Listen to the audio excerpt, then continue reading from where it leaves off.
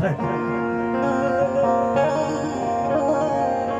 હોસ્પિટલના પગથિયા ચડી ગયા, ડોક્ટરે નાડ પકડીને હાથ ઊંચો કરી નાખ્યો કે ભાઈ આ રૂપિયો ખોટો છે, આમાં અમારી કારીગરી કામ નથી લાગે. તેથી